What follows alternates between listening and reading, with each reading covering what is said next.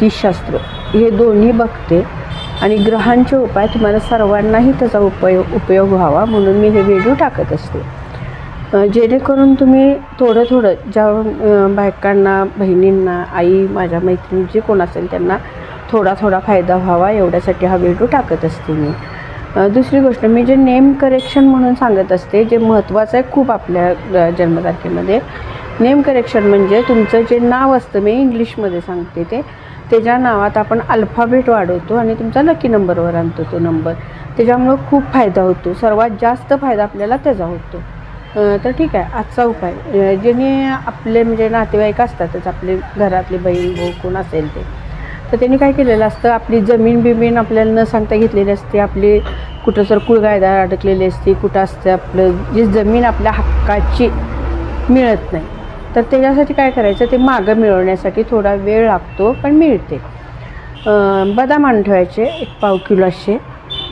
त्याच्यानंतर मग बदामाचं काय करायचं, सोमवारपासून सुरुवात करायची.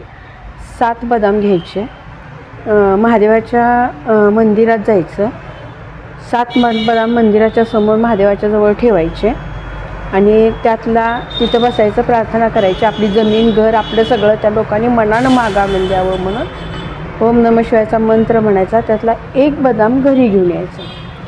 असं 21 दिवस सलग करायचं. सलग करताना सोमवारपासून सुरुवात करायची.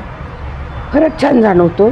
दुसरी गोष्ट अशी की हे करताना ज्यावेळेस तुम्ही सोमवारी चालू कराल, केव्हाही करा, सकाळी दिवस उगवल्यापासून दिवस मावळेपर्यंत, रोज जे बदाम तुम्ही एक घरी आणणार तो ठेवायचा, सगळ्या शेवटी त्याचा प्रसाद करायचा आणि तुम्ही वाटू शकता सगळ्यांना. हा झाला राहणाऱ्या बदामाचा प्रसाद. पण सगळ्यात एक महत्त्वाचं त्यातलं म्हणजे तुम्ही ज्यावेळेस सुरुवात कराल महादेव मंदिरात जाण्याची, त्या दिवशी घरापासून मंदिरापर्यंत बिन चप्पलचं जायचं, अनवाणी तिथं जायचं. तिथं काय असेल ते आपली पूजा करायची, उदबत्ती लावायची, धूप लावायचा, बदाम ठेवायचे, त्यातले 1 बदाम मागं आणायचा. असे 21 दिवस करायचा. येताना पण बिन चप्पल जायचं. करून बघा, खूप छान फायदा होतो. श्री स्वामी